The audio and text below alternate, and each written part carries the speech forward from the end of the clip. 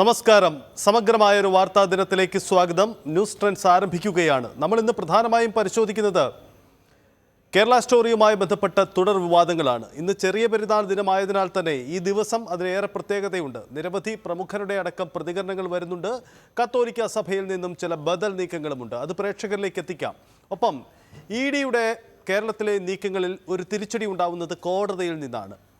മസാല ബോർഡുമായി ബന്ധപ്പെട്ട വിവാദത്തിൽ തോമസ് ഐസക്കിന് അനുകൂലമായ ഹൈക്കോടതിയുടെ നിരീക്ഷണം ഇഡിയുടെക്കുണ്ടായ തിരിച്ചടി എന്ന പരിശോധനയും ഇന്ന് നമുക്ക് ന്യൂസ് ട്രെൻഡ്സിൽ നടത്തേണ്ടതുണ്ട്. ഒപ്പം ചില പ്രധാനപ്പെട്ട രാഷ്ട്രീയ വാർത്തകൾ കൂടി വിശദമായി പരിശോധിക്കാം. ന്യൂസ് ട്രെൻഡ്സ് ആരംഭിക്കുന്നു. സ്വാഗതം.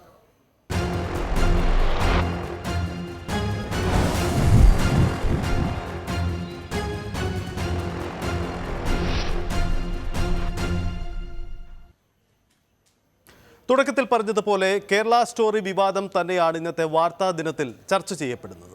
കത്തോലിക്ക സഭയിലെ ചില രൂപതകൾ സിനിമ പ്രദർശിപ്പിക്കുന്നതിനെ അനുകൂലിച്ചും പ്രതികൂലിച്ചും ശക്തമായ പ്രതികരണങ്ങളാണ് ഉയർത്തുന്നത്. ചെറിയ പെരുന്നാൾ ദിനമായ ഇന്ന് ഇതേ വിഷയത്തിൽ ശക്തമായ മറ്റു ചില പ്രതികരണങ്ങളും പുറത്തു വന്നിട്ടുണ്ട്. കേരള സ്റ്റോറി പ്രദർശിപ്പിക്കുന്നതിനെതിരെ പാളയം ഇമാമാണ് രംഗത്ത് വന്നത്. സിനിമ പ്രചരിപ്പിക്കുന്നത് വസ്തുതാവിരുദ്ധമായ കാര്യങ്ങളാണ് എന്ന് പറഞ്ഞത് പാളയം ഇമാം VP സുഹൈബ് മൗലവിയാണ്. ലവ് ജിഹാദ് ഇല്ലെന്ന് കേന്ദ്ര സർക്കാർ തന്നെ വ്യക്തമാക്കിയിട്ടുണ്ടെന്നും അദ്ദേഹം പറയുന്നു. നമുക്ക് ആദ്യം പാളയം ഇമാമിന്റെ വാക്കുകൾ നോക്കാം. സമുദായങ്ങൾക്കിടയിൽ ഭിന്നിപ്പുണ്ടാക്കാനുള്ള ബോധപൂർവമായ ശ്രമങ്ങളാണ് പലയിടങ്ങളിലും നടന്നുകൊണ്ടിരിക്കുന്നത്. നമ്മുടെ സംസ്ഥാനത്തും രാജ്യത്തുമെല്ലാം അതിനുള്ള ശ്രമങ്ങൾ നടന്നുകൊണ്ടിരിക്കുന്നു എന്നുള്ളതാണ്. അതിന്റെ ഭാഗമാണ് കേരളത്തിൽ വീണ്ടും ചർച്ചയാവുന്ന കേരള സ്റ്റോറി എന്ന് പറയുന്നത്. ഒരു വട്ടം ചർച്ച ചെയ്തതാണ്, വീണ്ടും ആ ചർച്ച ഉയർന്നു വന്നിരിക്കുകയാണ്. സഹോദരങ്ങളെ, സഹോദരിമാരെ, പൂർണ്ണമായും വസ്തുതാവിരുദ്ധമായ കാര്യമാണ് ഇത്തരം സിനിമകൾ പറഞ്ഞുകൊണ്ടിരിക്കുന്നത് എന്നതും വസ്തുതയാണ്, യാഥാർത്ഥ്യമാണ്. സഹോദരങ്ങളെ, കേന്ദ്ര ആഭ്യന്തര മന്ത്രി തന്നെ ലവ് ജിഹാദില്ലെന്ന് പാർലമെന്റിൽ വ്യക്തമാക്കി കഴിഞ്ഞതാണ്. അതിനാൽ ഇത്തരം പ്രചരണങ്ങളിൽ, കുപ്രചരണങ്ങളിൽ വഞ്ചിതരാവാതെ മുന്നോട്ട് പോവാൻ നമുക്ക് സാധ്യമാവേണ്ടതുണ്ട്. ഇത്തരം സിനിമകൾ പ്രചരിപ്പിക്കുന്നവരോട് ഒന്നേ പറയാനുള്ളൂ, നാം കള്ളം പ്രചരിപ്പിക്കുന്ന ആളുകളുടെ കയ്യിലെ ടൂളായി മാറാൻ പാടില്ല. ഒന്നുകൂടി ആവർത്തിച്ചു പറയുന്നു, നാം കള്ളം പ്രചരിപ്പിക്കുന്ന ആളുകളുടെ കയ്യിലെ ഉപകരണമായി മാറാൻ പാടില്ല.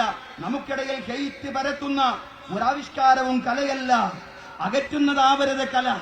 പരസ്പരം മടുപ്പിക്കുന്നതും പരസ്പരം സൗഹൃദത്തോടുകൂടി ജീവിക്കുവാൻ പ്രേരിപ്പിക്കുന്നതുമാവണം കല എന്ന് ആ വിഷയവുമായി ബന്ധപ്പെട്ട് പറയാനുള്ളൂ. അതാണ് പാളയം ഇമാം പറയുന്നത്. ഡോക്ടർ ഹുസൈൻ മടവൂർ, KNMന്റെ സംസ്ഥാന പ്രസിഡന്റ് ഡോക്ടർ ഹുസൈൻ മടവൂരിന്റെ നിലപാടും ശ്രദ്ധേയമാണ്. ക്രിസ്ത്യൻ വിശ്വാസികളും മുസ്ലിം വിശ്വാസികളും ഒരുപോലെ സഹവർത്തിത്വത്തോടെ ജീവിക്കുന്നതാണ് യഥാർത്ഥ കേരള സ്റ്റോറി. ഒപ്പം ലവ് ജിഹാദോ എന്ന് ഒന്നില്ല എന്ന കാര്യം കേന്ദ്ര സർക്കാർ തന്നെ വ്യക്തമാക്കിയിട്ടുണ്ടെന്നാണ് അദ്ദേഹവും പറയുന്നത്. കേൾക്കാം ഹുസൈൻ മടവൂർ വാക്കുകൾ. നമ്മൾ ദുഃഖത്തിലും സന്തോഷത്തിലും നമ്മൾ ഒന്നാണ്. കേരളത്തിന്റെ ഹിസ്റ്ററി അതാണ്, real history.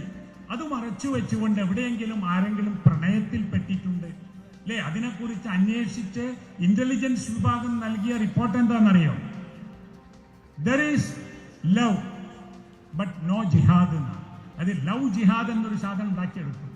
There is love, അത് ശരിയാണ്. അത് ജാതിയും മതവും ഭാഷയൊന്നും നോക്കാതെ, വൻകര പോലും നോക്കാതെ പ്രേമം നടക്കുന്നുണ്ട്. അത് ഓരോരുത്തരും കരുതിക്കൊള്ളുക. ഏതെങ്കിലും കെണി ചെന്ന് ചാടുന്നത് അതൊരു സാമുദായിക വിഷയമല്ല. അത് അങ്ങോട്ടും ഇങ്ങോട്ടും ഒക്കെ ഉണ്ടാവും. പക്ഷെ ദർ ഇസ് നോ ജിഹാദ്. അതിന്റെ പേരിൽ ഒരു ജിഹാദൊന്നുമില്ല ഇവിടെ. ആരും അതിന് പ്രവർത്തിക്കുന്നില്ല, അതിനാവശ്യവുമില്ല. അങ്ങനെ മതത്തിലേക്ക് ആളുകൾ വരേണ്ടതുമില്ല. ഇതും യഥാർത്ഥത്തിലൂടെ നമ്മുടെ ഹിസ്റ്ററി രേഖപ്പെടുത്തുന്നതിന് ആവശ്യമാണ്. സ്റ്റോറി സിനിമയെ മുൻനിർത്തിയുള്ള പ്രചരണം കേരളത്തിൽ നടപ്പിലാവില്ലെന്നാണ് മുസ്ലിം ലീഗിന്റെ സംസ്ഥാന അധ്യക്ഷൻ കൂടിയായ പാണക്കാട് സാദിഖ് അലി ശിഹാബ് തങ്ങൾ ന്യൂസ് 18നോട് പറഞ്ഞത്. ഇത്തരം പ്രകോപനങ്ങളിലും പ്രലോഭനങ്ങളിലും ആരും വീണു പോകരുതല്ല. ഇതെല്ലാം കെട്ടിച്ചമയ്ക്കുന്നതാണെന്നും കേരളത്തിലെ സാമൂഹ്യ അന്തരീക്ഷം എല്ലാവർക്കും അറിയാമെന്നുമാണ് പാണക്കാട് തങ്ങൾ പറഞ്ഞത്. അദ്ദേഹത്തിന്റെ വാക്കുകൾ കൂടി കേൾക്കാം. കേരളത്തെ സംബന്ധിച്ചിടത്തോളം അത്തരത്തിലുള്ള പ്രചാരണങ്ങൾ ജനങ്ങളത് കണക്കിലെടുക്കില്ല എന്നുള്ളത് തന്നെയാണ്. ഇവിടെ സാമുദായിക സൗഹാർദ്ദത്തെ മുഖവിലക്ക് എടുത്തുകൊണ്ടുള്ളൊരു സാമൂഹ്യ അന്തരീക്ഷമാണല്ലോ കേരളത്തിലുള്ളത്. അപ്പോൾ അതുകൊണ്ട് തന്നെ ഇത്തരത്തിലുള്ള പ്രചാരണത്തിലും കാര്യമില്ല. പിന്നെ അത്തരം പ്രലോഭനങ്ങളിലൊന്നും ആരും വീണ് പോകരുതെന്നാണ് പറയാനുള്ളത്. പ്രത്യേകിച്ച് ഞങ്ങളൊക്കെ ഇന്നിപ്പോൾ പള്ളികളിലൊക്കെ ആഹ്വാനം കൊടുത്തിട്ടുണ്ട്. അതായത് പിന്നെ അങ്ങനെ പ്രകോപനത്തിലൊന്നും ആരും വശംബദ്ധരായി പോകരുത് എന്ന് പറഞ്ഞു. കേരളത്തിൻ്റെ പ്രത്യേകത ആണല്ലോ സാഹോദര്യത്തോടെ ജീവിക്കേണ്ട ഒരു സാഹചര്യമാണ് കേരളത്തിലുള്ളത്.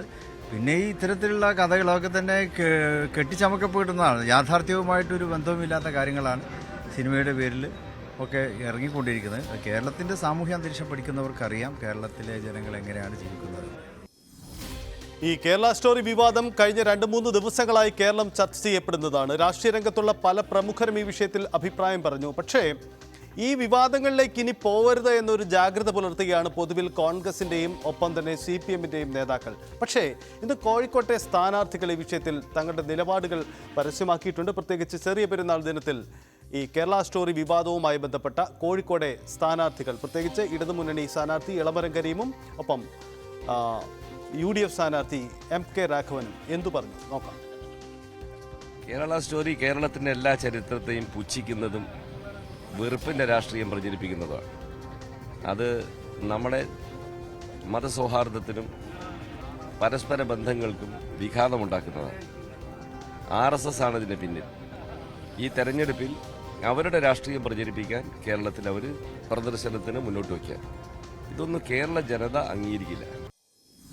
പ്രത്യേകിച്ച് വിഭാഗീയത ഉണ്ടാക്കാനുള്ള ശക്തമായ ശ്രമങ്ങൾ നടന്നു വരികയാണ്. അതൊരു കേരളത്തിൽ അനുവദിക്കാൻ കഴിയാവുന്ന ഒന്നല്ല. കേരളത്തിൻ്റെ ഒരു നമ്മുടെ മഹിതമായ പാരമ്പര്യമുണ്ട്, ഒരു മതേതര പാരമ്പര്യമാണ്, സംസ്കാരമാണ്. അപ്പോൾ അത് ഉയർത്തിപ്പിടിക്കേണ്ട ഒരു സന്ദർഭത്തിൽ വിഭാഗീയതയുടെ ഒരു ആഴം വർദ്ധിപ്പിക്കാൻ നടത്തുന്ന ശ്രമം ബോധപൂർവമായ ശ്രമമാണ്. അതുകൊണ്ട് ആ ശ്രമം ഒരിക്കലും നമുക്ക് അംഗീകരിക്കാൻ കഴിയില്ല. എല്ലാവരും ഒരുമിച്ച് പോകണം.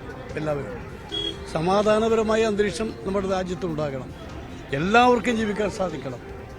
ഏത് ജാതിയാണെങ്കിലും മതമാണെങ്കിലും എല്ലാവർക്കും ഒരുപോലെ ജീവിക്കാൻ കഴിയാവുന്ന ഒരു സംരക്ഷണം ഭരണഘടന നമുക്ക് നൽകുന്നുണ്ട്. കത്തോലിക്ക സഭയിലെ ചില രൂപതകൾ കേരള സ്റ്റോറി സിനിമ ഏറ്റെടുക്കുമ്പോൾ ശക്തമായ എതിർസ്വരം സഭയ്ക്കുള്ളിൽ നിന്ന് തന്നെ ഉയരുന്നുണ്ട്. പ്രണയക്കണിയെക്കുറിച്ച് ബോധവൽക്കരിക്കാനാണെങ്കിൽ എന്തിന് കേരള സ്റ്റോറി ഏറ്റെടുക്കുന്നു എന്നതാണ് ഇവർ ഉന്നയിക്കുന്ന ചോദ്യം. കേരള സ്റ്റോറി വിവാദത്തിനിടെ മണിപ്പൂർ കലാപവുമായി ബന്ധപ്പെട്ട ഡോക്യുമെന്ററി പ്രദർശിപ്പിക്കുകയാണ് എറണാകുളം അങ്കമാലി അതിരൂപതയ്ക്ക് കീഴിലുള്ള സാൻജോപുരം സെന്റ് ജോസഫ് പള്ളി. മണിപ്പൂർ ക്രൈ ഓഫ് ദി ഒപ്പസ്റ്റർ എന്നാണ് ഈ സിനിമയുടെ പേര്. ഈ ഡോക്യുമെന്ററിയാണ് ഈ പള്ളികളിൽ പ്രദർശിപ്പിക്കുന്നത്. ഇത്തരം ബദൽ കൂട്ടായ്മകൾ ക്രൈസ്തവ സഭയ്ക്കുള്ളിൽ തന്നെ ഉയരുന്നുവെന്നതാണ് ഇപ്പോഴുണ്ടാകുന്ന ചിത്രം. പ്രണയച്ചതി ചർച്ച ചെയ്യാനാണെങ്കിൽ കേരള സ്റ്റോറി എന്തിന് എന്ന് ചോദിക്കുന്നവർ കത്തോലിക്ക സഭയിലുള്ള ക്രിസ്ത്യാനികൾ പീഡിപ്പിക്കപ്പെട്ട മണിപ്പൂരിന്റെ ചരിത്രം പറയുന്ന സിനിമ പ്രദർശിപ്പിക്കാൻ എന്തുകൊണ്ട് തയ്യാറാവുന്നില്ല എന്ന മറു ചോദ്യവും ഉയരുന്നുണ്ട്. സീറോസ് മലബാർ സഭയുടെ മുൻ വക്താവ് ഫാദർ പോൾ തേലക്കാട്ടും യാക്കോബായ സഭയിലെ ഡോക്ടർ ഗീവർഗീസ് കൂർലോസും പറഞ്ഞതുപോലെ നിലപാട് പറയാൻ കൂടുതൽ ആളുകൾ മുന്നോട്ട് വരുമോ എന്ന പ്രസക്തമായ ചോദ്യവും ഈ ഘട്ടത്തിൽ ഉയർന്നു വരുന്നുണ്ട്. BV അരുൺ നമുക്കൊപ്പമുണ്ട്. അരുണ്, കേരളം ചർച്ച ചെയ്യപ്പെടുകയാണ്. കേരള സ്റ്റോറി എന്ന സിനിമയും അത് മുന്നോട്ട് വയ്ക്കുന്ന രാഷ്ട്രീയവും. ഈ സിനിമയും വിവാദങ്ങളും ഒരു പഴയതാണെങ്കിലും തെരഞ്ഞെടുപ്പ് കാലത്ത് ഇത് മുന്നോട്ട് വന്നതിൽ രാഷ്ട്രീയമുണ്ട് എന്നതായിരുന്നു ആക്ഷേപം. അതിൻ്റെ ഒരു പുതിയ തലമാണ് കത്തോലിക്ക സഭയിലെ ചില രൂപതകളെങ്കിലും ഇതിൻ്റെ പ്രദർശനം ഏറ്റെടുത്തപ്പോഴുണ്ടായ അതിനു കൈവന്ന ഒരു പ്രാധാന്യം. പക്ഷേ കത്തോലിക്ക സഭയിൽ നിന്ന് തന്നെ ശക്തമായ പ്രതിഷേധം ഇതുമായി ബന്ധപ്പെട്ട് ഉയർന്നു വരുന്നു എന്നതാണ് ഇപ്പോൾ നമുക്ക് കാണാൻ കഴിയുന്ന കാര്യം. ബദൽ നീക്കങ്ങളും സമാന്തരമായി ഉണ്ടാവുന്നുണ്ട്. കേരളത്തിൻ്റെ യഥാർത്ഥ കഥ ഈ കേരള സ്റ്റോറി സിനിമ പറയുന്നതല്ല എന്ന് കേരളം ഒരു വിഭാഗം ശക്തമായി ആവർത്തിക്കുമ്പോൾ തെരഞ്ഞെടുപ്പ് രംഗത്ത് ഈ വിവാദമുണ്ടാക്കുന്ന തരംഗങ്ങൾ അത് ചെറുതാവില്ല. ആ ഒരു ജാഗ്രത കാട്ടൽ പൊതുവിൽ രാഷ്ട്രീയ നേതൃത്വങ്ങൾ കാട്ടുന്നുണ്ട്. പക്ഷേ അത് എത്ര കണ്ട് അങ്ങനെ മുന്നോട്ട് പോകാനാവും? കാരണം ഒരു വിഭാഗത്ത് ഇത്തരം ശക്തമായ പ്രചരണം നടക്കുമ്പോൾ.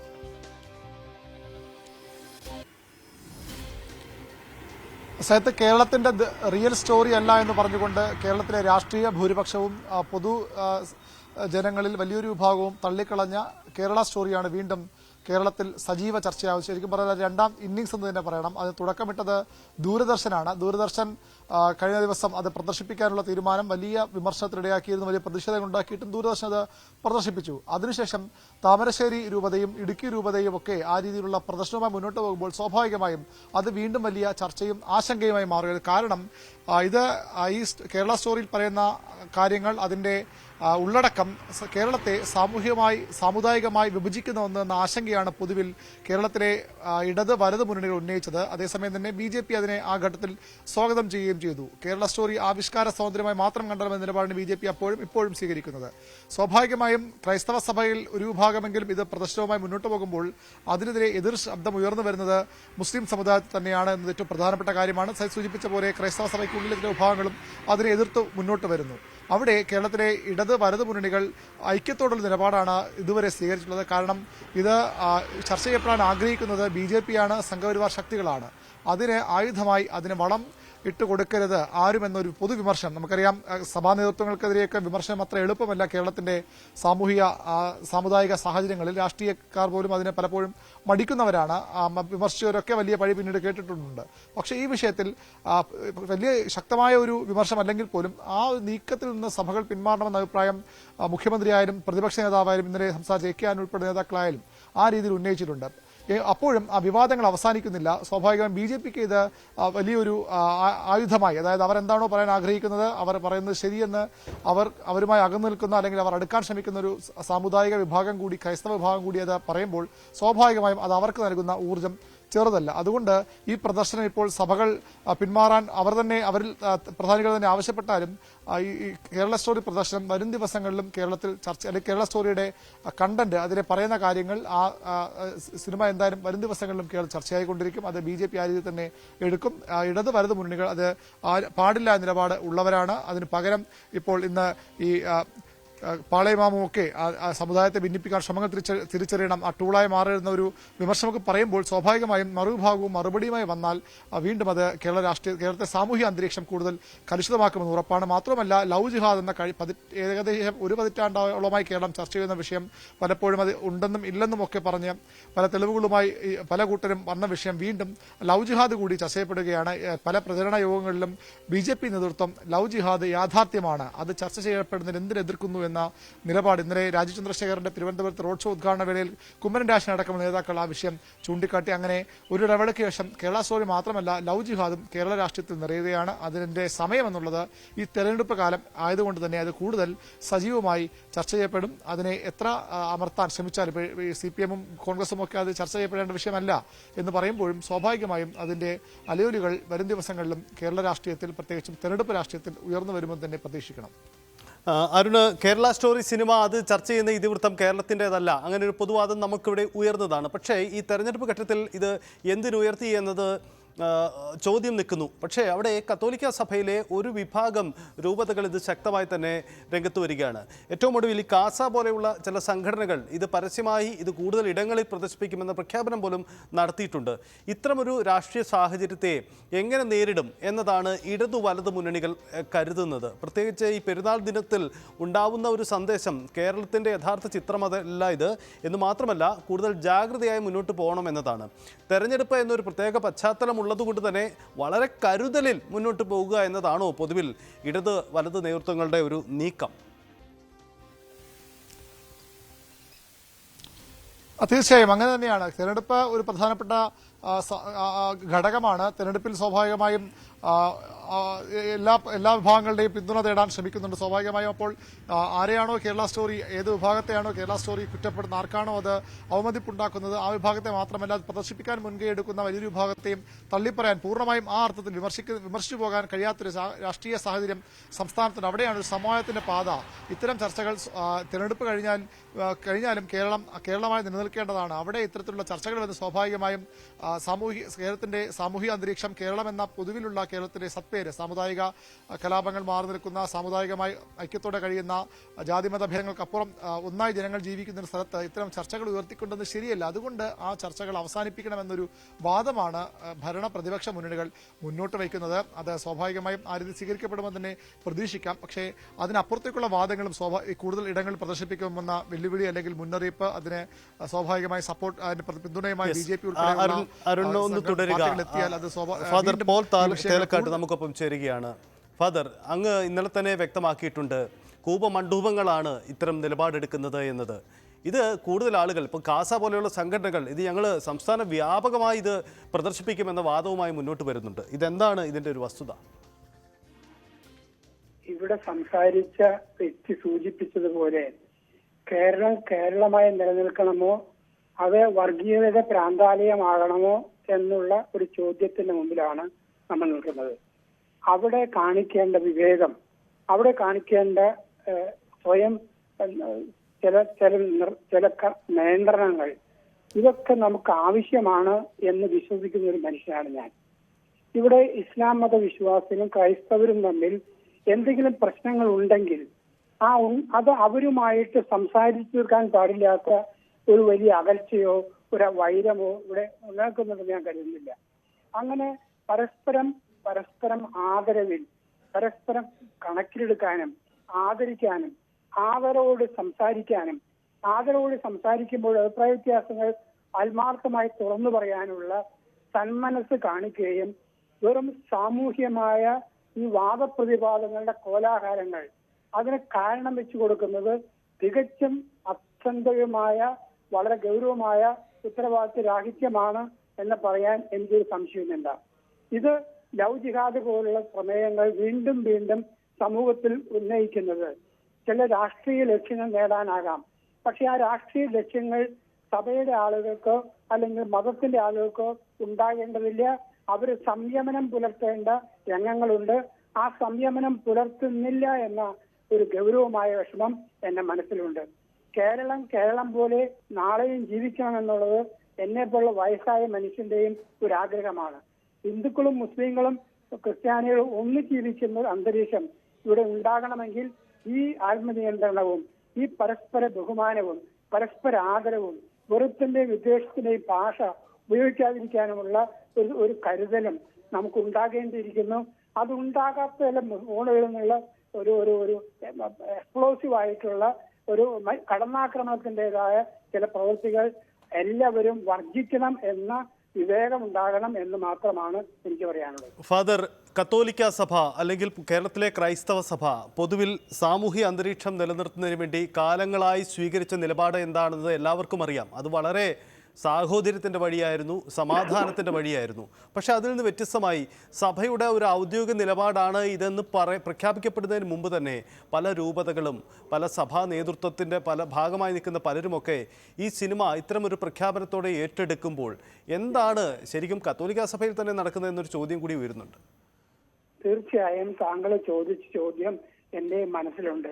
കത്തോലിക്ക സഭ മൗലികവാദത്തിന്റെ പാതയിലൂടെ പോകാൻ തുടങ്ങിയോ എന്ന ആശങ്ക ഉണ്ടാക്കുന്ന ചില പ്രവണതകൾ കാസ പോലുള്ള സംഘടനകൾ, അതിനെ അനുകൂലിക്കുന്ന ആളുകൾ ഇതൊക്കെ കേരളത്തിൽ ഉണ്ടാക്കുന്നു എന്നുള്ളത് വളരെയേറെ ഖേദകരമാണ്.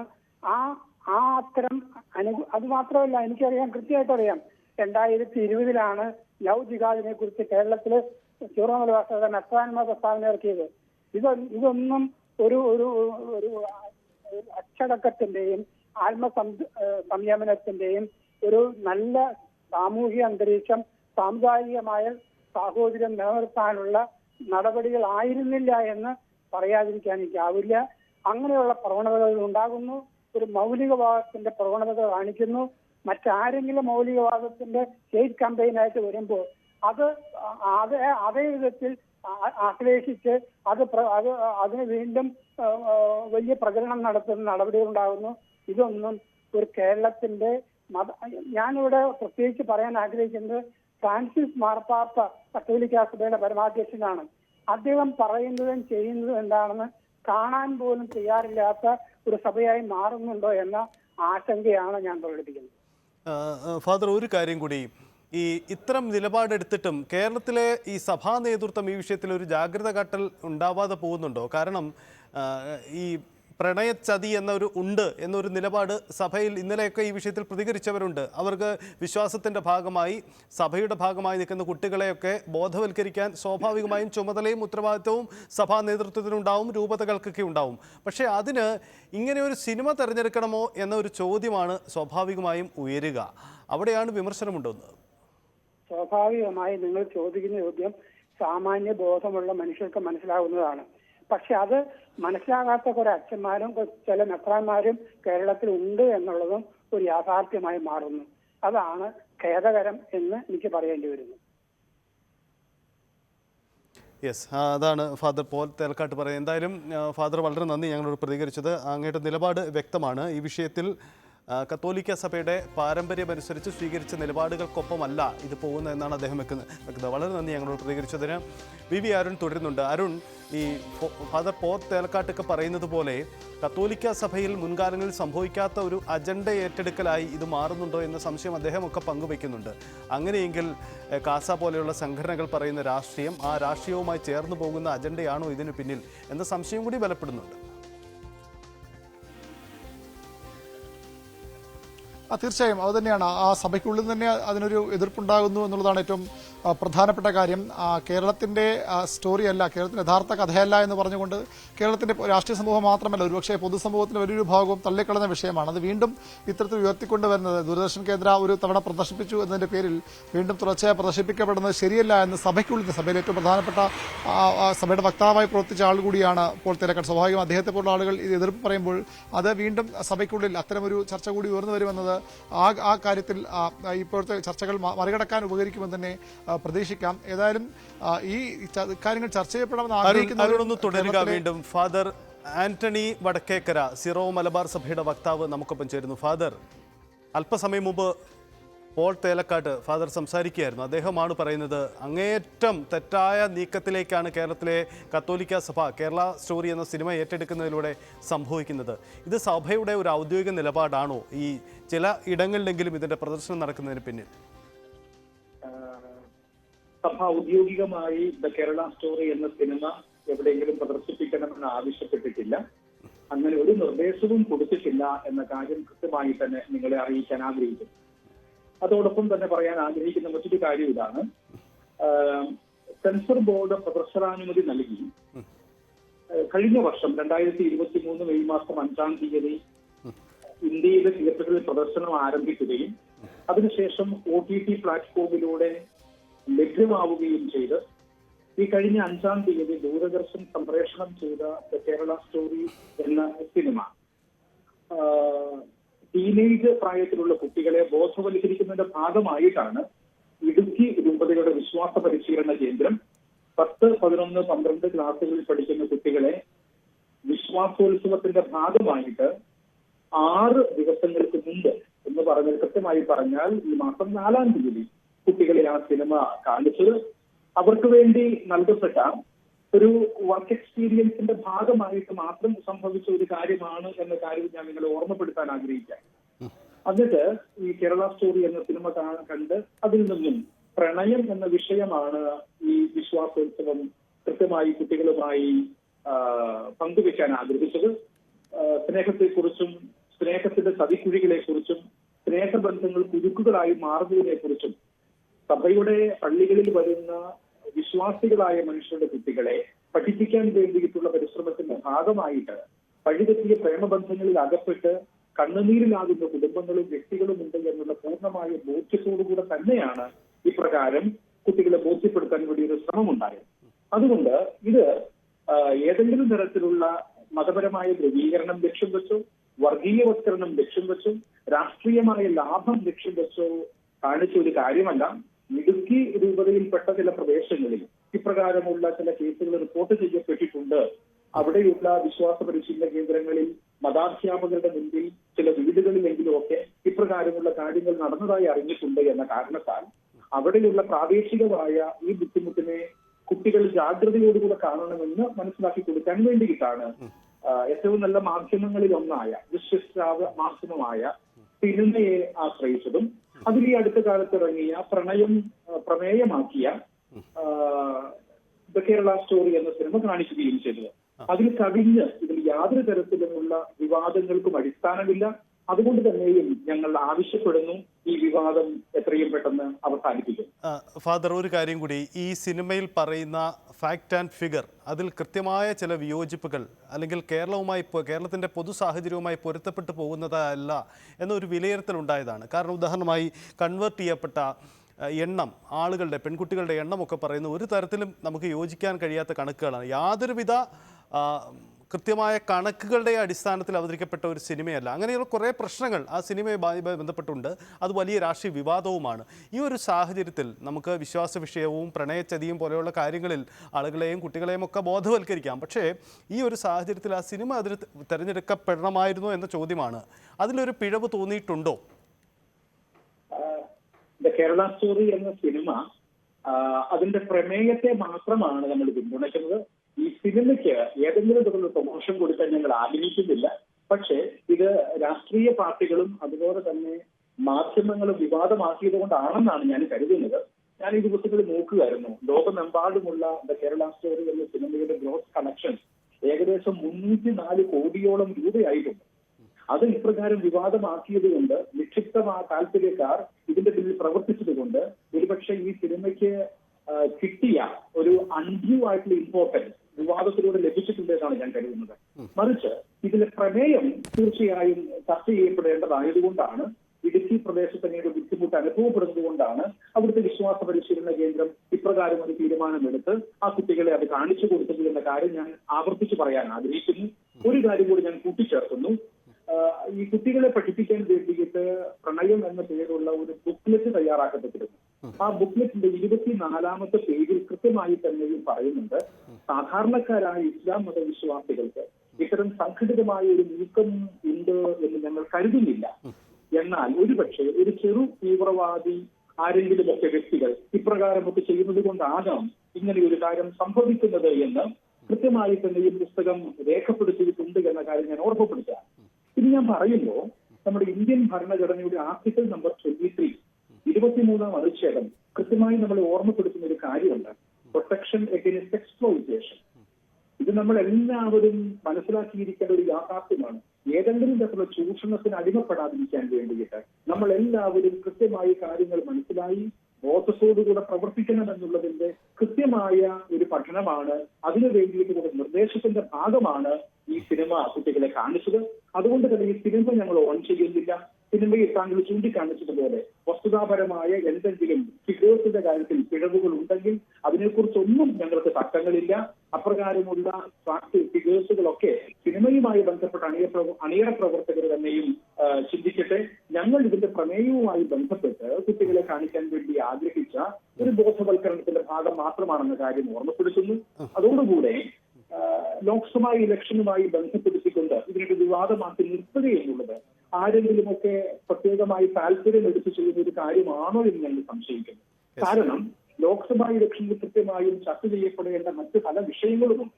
ആ വിഷയങ്ങളിൽ നിന്നും ശ്രദ്ധ തിരിച്ചുവിടാൻ വേണ്ടിയിട്ട് പ്രത്യേകിച്ച് ജനപക്ഷത്ത് നിന്നുകൊണ്ട് തന്നെ പ്രവർത്തിച്ചിട്ടുള്ള കാര്യമാണ് എന്നുള്ള കാര്യം ഫാദർ, ഞാൻ ഇടയ്ക്കൊന്ന് ഇടപെട്ടുകൊണ്ട് ഞാൻ അത് തന്നെയാണ് ഞാൻ ചൂണ്ടിക്കാട്ടുന്നതും. കാരണം ഇതൊരു അനവസരത്തിലുള്ള തീരുമാനമായി പോയില്ലേ എന്ന ചോദ്യമാണ്. കാരണം ഇതൊരു തെരഞ്ഞെടുപ്പ് പശ്ചാത്തലമാണ്. ഇത് ഈ രൂപതകളുടെ അല്ലെങ്കിൽ കത്തോലിക്ക സഭയുടെ ഇടുക്കി അടക്കമുള്ള ചില രൂപതകളുടെ ഈ നടപടിയെങ്കിലും രാഷ്ട്രീയപരമായി ഉപയോഗിക്കപ്പെടുന്നുണ്ട്. ഒരു ചേരി അല്ലെങ്കിൽ മറുചേരി, അതിൽ അറിഞ്ഞോ അറിയാതെയോ സഭയും കക്ഷി ചേർന്നപ്പെടുന്നു എന്ന സാഹചര്യമുണ്ട്. കാരണം ബിഷപ്പുമാരുടെ നടപടി സ്വാഗതാർഹമാണ്, കത്തോലിക്ക സഭയുടെ നടപടി സ്വാഗതാർഹമാണ് എന്ന പക്ഷം പറ്റിക്കൊണ്ട് ഒരു രാഷ്ട്രീയം കൂടി ഈ തെരഞ്ഞെടുപ്പുമായി ബന്ധപ്പെട്ട് ചർച്ച ചെയ്യപ്പെടുന്നുണ്ട്. അപ്പോൾ ഒരു അനവസരത്തിലുള്ള നടപടിയായിപ്പോയി എന്ന സംശയം പോലും സഭയ്ക്കില്ല ഇക്കാര്യത്തിൽ. അങ്ങനെയല്ല ഞാൻ പറഞ്ഞു വന്നത്. എല്ലാ വർഷവും സീറോ മലബാർ സഭയുടെ എല്ലാ രൂപതകളിലും സമ്മർ കോച്ചിങ് ക്യാമ്പുകൾ സംഘടിപ്പിക്കാറുണ്ട്. ഇപ്രകാരം സംഘടിപ്പിക്കപ്പെട്ട സമ്മർ കോച്ചിങ് ക്യാമ്പാണ് വിശ്വാസോത്സവം എന്ന പേരിൽ ഇടുക്കി രൂപതയിൽ നടത്തപ്പെട്ടത്. ഈ സമ്മർ കോച്ചിങ് ക്യാമ്പ് നടക്കുന്നതിന്റെ ദിവസങ്ങളിൽ തന്നെ, അടുത്ത നാളുകളിൽ തന്നെ ലോക്സഭാ ഇലക്ഷൻ വരുന്നു എന്നതൊരു കോയിൻസിഡൻസ് മാത്രമല്ല, ആകസ്മികതയാണ്. കാരണം നമ്മൾ എല്ലാ വർഷവും സമ്മറിൽ നടത്തുന്ന കോച്ചിങ് ക്യാമ്പാണ്. കഴിഞ്ഞ വർഷവും ഉണ്ടായിരുന്നു, അടുത്ത വർഷവും പിടിപ്പിച്ചു. അത് ഒരു ലോക്സഭാ ഇലക്ഷന്റെ സമയത്ത് ആയിപ്പോയി എന്നതുകൊണ്ട് ഞങ്ങൾക്ക് ഞങ്ങളുടെ കുട്ടികളെ ബോധവൽക്കരിക്കാതിരിക്കേണ്ട കാര്യമുണ്ടോ? ലോക്സഭാ ഇലക്ഷൻ വരുന്നു എന്ന കാരണത്താൽ ഒരു നിലപാടെടുക്കുകയും ഇലക്ഷൻ ഇല്ലാത്തപ്പോൾ മറ്റൊരു നിലപാട് എന്ന രീതി ഞങ്ങൾക്കില്ല. കൃത്യമായും കത്തോലിക്ക തിരുസഭയ്ക്ക് ജനപക്ഷത്ത് നിന്നുകൊണ്ടുള്ള നിലപാടുകളാണുള്ളത്. അതുകൊണ്ട് തന്നെയാണ് ഇപ്രകാരമുള്ള കാര്യങ്ങൾ കുട്ടികളിൽ ബോധവൽക്കരണത്തിന് വേണ്ടി നൽകുന്നത് എന്ന കാര്യം ഓർമ്മപ്പെടുത്തുന്നു. തിരഞ്ഞെടുപ്പ് വരുമ്പോൾ, അതുകൊണ്ടാണ് ഞാൻ കൂട്ടിച്ചേർക്കുന്നത്, തിരഞ്ഞെടുപ്പ് വരുമ്പോൾ എന്തെങ്കിലും രാഷ്ട്രീയ ലക്ഷ്യം വെച്ചുകൊണ്ട് ആരെങ്കിലും ഒക്കെ ഇതിനെ വിവാദമാക്കുന്നുണ്ട് എങ്കിൽ അത് അവരുടെ മാത്രം പ്രശ്നമാണ്, അവരുടെ മാത്രം ആഗ്രഹമാണ്. അവരുടെ തൊഴുത്തിൽ കൊണ്ടുപോയി കത്തോലിക്ക തിരുസഭയെ സീറോ മലബാർ സഭയെ കെട്ടാൻ ഞങ്ങൾ ആഗ്രഹിക്കുന്നില്ല എന്ന് കൃത്യമായി പറയുന്നു. ഞങ്ങളുടെ കുട്ടികളെ എന്ത് കാണിക്കണമെന്ന് നിങ്ങൾ ആരും കൽപ്പിക്കില്ല. അത് രാഷ്ട്രീയ പ്രസ്ഥാനങ്ങളാകട്ടെ, അത് മാധ്യമങ്ങളാകട്ടെ, അതല്ലെങ്കിൽ മറ്റ് മത സാമുദായിക വിഭാഗങ്ങളാകട്ടെ, അല്ല, കേരളത്തിന്റെയും ഇന്ത്യയുടെയും സാമുദായികമായ മതപരമായ സൗഹാർദ്ദ അന്തരീക്ഷം നിലനിർത്തിക്കൊണ്ടുപോകണമെന്ന് തന്നെ ആഗ്രഹിക്കുന്നു സീറോ മലബാർ സഭയും കത്തോലിക്ക തിരുസഭയും. അതിലൊന്നും യാതൊരു തരത്തിലുള്ള വെള്ളം ചിറക്കലും ഞങ്ങൾ ആഗ്രഹിക്കുന്നില്ല. കൃത്യമായി എല്ലാവരും സാഹോദര്യത്തോടെ നമ്മുടെ ഈ രാജ്യത്ത് ജീവിക്കണമെന്നുള്ളതാണ് നമ്മുടെ എല്ലാവരുടെയും ആഗ്രഹം. അതിന് ഭംഗം വരുത്തുന്ന ഒരു കാര്യവും നമ്മുടെ ഭാഗത്തു നിന്നുണ്ടാകുന്നതല്ല എന്ന കാര്യം ഞാൻ പറയുകയാണ്. എന്നാൽ ഇത് വെച്ചുകൊണ്ട് ഞങ്ങൾ ഏതെങ്കിലും രാഷ്ട്രീയ പ്രസ്ഥാനങ്ങളെ, രാഷ്ട്രീയ പാർട്ടികളെ, മുന്നണികളെ അല്ലെങ്കിൽ അവരുടെ പ്രത്യയ ശാസ്ത്രങ്ങളെ അനുകൂലിക്കുന്നു എന്ന തരത്തിലുള്ള രാഷ്ട്രീയപരമായ വിമർശനങ്ങൾക്ക് ഞങ്ങൾ ഉത്തരം നൽകാൻ ആഗ്രഹിക്കുന്നില്ല, പ്രത്യേകിച്ച് ഇലക്ഷൻ കാലമായതുകൊണ്ട്. അതുകൊണ്ട് തന്നെ ഞാൻ കൂട്ടിച്ചേർക്കുകയാണ്, ഇത് ജനങ്ങളെ ബാധിക്കുന്ന പ്രശ്നങ്ങളിൽ നിന്നും, പ്രത്യേകിച്ച് വിലക്കയറ്റം പോലെ അല്ലെങ്കിൽ മലയോര മേഖലകളിലും അതുപോലെ തന്നെ വനാതിർത്തി പ്രദേശങ്ങളിലും ജനങ്ങൾ അഭിമുഖീകരിക്കുന്ന വന്യമൃഗങ്ങളിൽ നിന്നുള്ള ആക്രമണങ്ങൾ, പ്രശ്നങ്ങളിൽ നിന്നും കാർഷിക വിളകൾക്ക് കൃത്യമായ താങ്ങുവില പ്രഖ്യാപിക്കപ്പെടുന്നില്ല എന്നുള്ള വിഷയത്തിൽ നിന്നും, അതുപോലെ തന്നെ വിദ്യാർത്ഥികൾ നേരിടുന്ന ക്യാമ്പസ് രാഷ്ട്രീയത്തിന്റെ അതിപ്രസരം പോലെയുള്ള പ്രശ്നങ്ങളിൽ നിന്നും, അതുപോലെ തന്നെ നമ്മുടെ യുവാക്കന്മാരെ കൂട്ടമായി വിദേശ രാജ്യങ്ങളിലേക്ക് തൊഴിലന്വേഷിച്ച് പോകേണ്ടി വരുന്നു എന്നുള്ള വലിയൊരു ബുദ്ധിമുട്ട് ആശങ്കപ്പെടുത്തുന്ന കാര്യത്തിൽ നിന്നും, അതോടൊപ്പം തന്നെ ക്ഷേമ പെൻഷനുകൾ മാസങ്ങളായി മുടങ്ങുന്നു എന്നുള്ള ബുദ്ധിമുട്ട്, ആ ക്ഷേമ പെൻഷൻ മാത്രം ആശ്രയിച്ച് കഴിയുന്ന ലക്ഷക്കണക്കിന് മനുഷ്യരുണ്ട്. അതുപോലെ തന്നെ റേഷൻ മസ്റ്ററിങ്ങിന്റെ പേര് പറഞ്ഞുകൊണ്ട് റേഷൻ മുടങ്ങുന്ന അവസ്ഥയുണ്ടാകുന്നു. ഇപ്രകാരം വിലക്കയറ്റത്തിന്റെ, ഇന്ധനങ്ങളുടെ വിലക്കയറ്റമാകട്ടെ, ജനങ്ങൾക്ക് ആവശ്യമുള്ള സാധനങ്ങളുടെ വിലക്കയറ്റമാകട്ടെ, ഇപ്രകാരം ജനങ്ങൾ അഭിമുഖീകരിക്കുന്ന പ്രശ്നങ്ങളിൽ നിന്നും ശ്രദ്ധ തിരിച്ചുവിടാൻ വേണ്ടിയിട്ട് കേവലം വൈകാരികമായ ഇപ്രകാരം വിഷയങ്ങളിൽ മാത്രം ഊന്നിക്കൊണ്ട് വിവാദങ്ങൾ ഉണ്ടാക്കുന്നത് ഒരു കാരണവശാലും അഭിലഷണീയമല്ല. ജനാധിപത്യ രാജ്യത്ത്, മതേതര രാജ്യത്ത്, നമ്മുടെ ഇന്ത്യ പോലുള്ള ഒരു രാജ്യത്ത് ഇതൊരു കാരണവശാലും നല്ലതല്ല. അതുകൊണ്ട് തന്നെയാണ് ഞാൻ വീണ്ടും ആവർത്തിച്ച് പറയുന്നത്, ഈ കേരള സ്റ്റോറി പ്രദർശിപ്പിച്ചതുമായി ബന്ധപ്പെട്ട വിവാദങ്ങൾ ഇവിടെ അവസാനിക്കട്ടെ. നമുക്ക് ജനങ്ങൾക്ക് ആവശ്യമുള്ള കാര്യങ്ങളെ കുറിച്ച് ഈ തെരഞ്ഞെടുപ്പ് കാലത്ത് ചർച്ച ചെയ്യാമെന്നുള്ളതാണ് എന്റെ വ്യക്തിപരമായും സഭയുടെയും അഭിപ്രായം. ഫാദർ, ഒരു കാര്യം കൂടി, അതായത് ഈ മണിപ്പൂർ എന്ന പ്രശ്നം, അവിടെ ക്രൈസ്തവ സഭ അല്ലെങ്കിൽ ക്രൈസ്തവ വിശ്വാസമുള്ളവർ നേരിട്ട വെല്ലുവിളി, അതൊക്കെ നമ്മൾ കഴിഞ്ഞ കാലങ്ങളിൽ ചർച്ച ചെയ്തതാണ്. ഇത് പ്രമേയമാക്കിയ മറ്റൊരു ഡോക്യുമെൻ്ററി കൂടിയുണ്ട്. ആ ഡോക്യുമെൻ്ററി പ്രദർശിപ്പിച്ചുകൊണ്ട് എറണാകുളം അങ്കമാലി രൂപതയുടെ കീഴിലുള്ള ഒരു പള്ളി രംഗത്ത് വന്നു എന്നറിയുന്നു, സാൻജോപുരം പള്ളി. അത്തരം നിലപാടുകളിലും സഭയുടെ നിലപാട് എന്താണ്? അതും പ്രദർശിപ്പിക്കപ്പെടേണ്ടതല്ലേ? എന്താണ് സഭ ഈ വിഷയത്തിലും കാണുന്ന നിലപാട്? ഒരു സംശയവുമില്ല, മണിപ്പൂരിൽ സംഭവിക്കുന്ന കാര്യങ്ങളെ കുറിച്ച് നമ്മൾ ധാരാളമായി ചർച്ച ചെയ്തിട്ടുണ്ട്. അതിപ്പോഴും ചർച്ചയാവട്ടെ. അതിൽ എന്തെങ്കിലും തരത്തിലുള്ള രാഷ്ട്രീയപരമായ ആർക്കെങ്കിലും താല്പര്യങ്ങൾ ഉണ്ടെങ്കിൽ അതിലൊന്നും മുന്നുകൊടുക്കാൻ സഭ തയ്യാറല്ല. അതുകൊണ്ടാണ് ഞാൻ ആവർത്തിച്ച് പറയുന്നത്, ഇതിനൊക്കെ പിന്നിൽ നിങ്ങൾ ആരോപിക്കുന്നത് പോലെയുള്ള എന്തെങ്കിലും, അല്ലെങ്കിൽ നിങ്ങളുടെ മനസ്സുകളിലുള്ള എന്തെങ്കിലും രാഷ്ട്രീയപരമായ ചായ്ച്ചലുകളാണ് ഉദ്ദേശിക്കുന്നതെങ്കിൽ കത്തോലിക്ക തിരുസഭയെ, പ്രത്യേകിച്ച് സീറോ മലബാർ സഭയെ ആരുടെയെങ്കിലും രാഷ്ട്രീയപരമായ തൊഴുത്തുകളിൽ, പ്രത്യയ ശാസ്ത്രത്തിന്റെ ആലകളിൽ കൊണ്ടുപോയി കെട്ടാൻ ആഗ്രഹിക്കുന്നുണ്ടെങ്കിൽ അങ്ങനെ നിന്നു കൊടുക്കാൻ ഞങ്ങൾ തയ്യാറല്ല എന്ന് പറയുന്നു. അതുകൊണ്ട് തന്നെ ഈ മണിപ്പൂരിൽ സംഭവിച്ച പ്രശ്നങ്ങൾ, ക്രിസ്ത്യാനികള് നേരിട്ട ബുദ്ധിമുട്ടുകൾ, അവിടെ ദേവാലയങ്ങൾ അനവധി തകർക്കപ്പെട്ടു എന്ന പ്രശ്നങ്ങൾ, അവിടെ ഒത്തിരിയേറെ പേർ കുടിയൊഴിപ്പിക്കപ്പെട്ടു എന്ന പ്രശ്നങ്ങൾ, ഇപ്രകാരം ജനങ്ങൾ നേരിട്ട് അനുഭവിക്കുന്ന വേദനകളും ബുദ്ധിമുട്ടുകളും പൊതുസമൂഹം ചർച്ച ചെയ്തതാണെങ്കിലും ഇനിയും ചർച്ചയാവട്ടെ. ഈ തിരഞ്ഞെടുപ്പിൽ ലോക്സഭാ ഇലക്ഷൻ അല്ലേ, തീർച്ചയായും കേന്ദ്ര ഗവൺമെന്റ് കൃത്യമായി നിലപാടെടുക്കേണ്ടതായിരുന്നു. മണിപ്പൂരുമായി ബന്ധപ്പെട്ട വിഷയങ്ങളിൽ അവിടെ കൃത്യമായ നിലപാടുകൾ എടുക്കാതെ അലംഭാവം ഉണ്ടായിട്ടുണ്ട് എന്ന് തന്നെ സഭ ചൂണ്ടിക്കാണിച്ചിട്ടുണ്ട്. അത് വീണ്ടും ഞാൻ ചൂണ്ടിക്കാണിക്കാൻ ആഗ്രഹിക്കുന്നു. അതുകൊണ്ട് തന്നെയും ഞങ്ങൾ ഈ പറയുന്ന കാര്യങ്ങളിലൊന്നും നിങ്ങൾ ദയവ് ചെയ്ത് രാഷ്ട്രീയം കാണരുത് എന്ന് ഞങ്ങൾ ആഗ്രഹിക്കുന്നു. അതാണ് ഞങ്ങളുടെ ആവശ്യം. കാരണം ഇത് ഏതെങ്കിലും രാഷ്ട്രീയ പ്രസ്ഥാനത്തെ പേടിപ്പെടുത്താൻ വേണ്ടിയിട്ടോ മറ്റൊരു രാഷ്ട്രീയ പ്രസ്ഥാനത്തെ പ്രോത്സാഹനം നിർത്താൻ വേണ്ടിയിട്ടോ അല്ല, സാമുദായികമായ തിരുതിരിവുകൾ ഉണ്ടാക്കാൻ വേണ്ടിയിട്ടല്ല, എല്ലാവരും സന്തോഷമായി കഴിയേണ്ടുന്ന ഒരു രാജ്യമാണ് ഇന്ത്യ എന്നുള്ള കൃത്യമായ ധാരണയോടുകൂടെ തന്നെയാണ് സീറോ മലബാർ സഭയും കത്തോലിക്ക തിരുസഭയും മുമ്പോട്ട് പോകുന്നത്. അതിൽ യാതൊരു തരത്തിലുള്ള കോംപ്രമൈസിനും ഞങ്ങൾ തയ്യാറല്ല. അതുകൊണ്ട് താങ്കൾ ചോദിച്ചതുപോലെ അത് മണിപ്പൂർ സ്റ്റോറി ആവട്ടെ, കേരള സ്റ്റോറി ആവട്ടെ, ഇനി മറ്റെന്തെങ്കിലും സ്റ്റോറി ആകട്ടെ, ജനങ്ങൾ അഭിമുഖീകരിക്കുന്ന പ്രശ്നങ്ങളുടെ എന്ത് വിഷയങ്ങളാണെങ്കിലും അതെല്ലാം ചർച്ചയ്ക്ക് വരണം, അതെല്ലാം കൃത്യമായി ജനങ്ങളുടെ അടുക്കിലേക്ക് എത്തണം. അത് ഞാനൊരു കാര്യം കൂടി കൂട്ടിച്ചേർത്ത് പറയാം. എറണാകുളത്ത് സംഘടിപ്പിക്കപ്പെട്ട മണിപ്പൂർ പ്രശ്നത്തിനെതിരായി നടന്ന വലിയൊരു ജാഗ്രതാ വേദിയിൽ പ്രസംഗിച്ച ഒരാളാണ് ഞാൻ. സീറോ മലബാർ സഭയ്ക്ക് വേണ്ടി സഭാ വക്താവ് എന്ന നിലയിൽ ഇപ്രകാരമുള്ള മണിപ്പൂരിൽ സംഭവിച്ച വിഷയത്തെ മണിപ്പൂർ സ്റ്റേറ്റ് ഗവൺമെന്റിന്റെയും കേന്ദ്ര ഗവൺമെന്റിന്റെയും നിലപാടില്ലായ്മയെക്കുറിച്ചും അലംഭാവത്തെക്കുറിച്ചും അതിന് എന്തുകൊണ്ടാണ് അപ്രകാരമുണ്ടായ ഒരു പ്രശ്നത്തെ അമർച്ച ചെയ്യാൻ വേണ്ടിയിട്ട് ഗവൺമെന്റുകൾ ഇടപെടാത്തത് എന്നതിനെ കുറിച്ചും നിസ്സംഗ മനോഭാവത്തെക്കുറിച്ചും കൃത്യമായി സംസാരിച്ചിട്ടുള്ള വ്യക്തിയാണ്. അതുകൊണ്ട് തന്നെ ഈ കാര്യം വീണ്ടും ആവർത്തിക്കുന്നതിൽ നിങ്ങൾക്ക് യാതൊരു ബുദ്ധിമുട്ടുമില്ല. തീർച്ചയായും ഇപ്രകാരമുള്ള ബുദ്ധിമുട്ടുകൾ, പ്രയാസങ്ങൾ ഇല്ലായ്മ ചെയ്യപ്പെടാൻ വേണ്ടിയിട്ട് എന്നും കത്തോലിക്ക തിരുസഭയും സീറോ മലബാർ സഭയും മുൻപന്തിയിൽ ഉണ്ടാകും എന്ന് ഞാൻ ഓർമ്മപ്പെടുത്തുന്നു. യെസ്, വളരെ നന്ദി ഫാദർ ആന്റണി വടക്കേക്കര, സീറോ മലബാർ സഭയുടെ വക്താവ്, ഞങ്ങളോട് പ്രതികരിച്ചതിന്. എന്തായാലും സഭയുടെ നിലപാടായി അദ്ദേഹം ആവർത്തിക്കുന്നത് ഈ രാഷ്ട്രീയ വിവാദത്തിൽ തങ്ങൾക്ക് പങ്കില്ല. കുട്ടികൾക്ക് വിശ്വാസ പരിശീലനയുടെ ഭാഗമായി നൽകിയ ഒരു സമ്മർ ക്ലാസ് ആയിരുന്നു അത്. ഈ തെരഞ്ഞെടുപ്പ് കാലത്ത് വന്നു എന്നത് യാദൃച്ഛികമാണ്.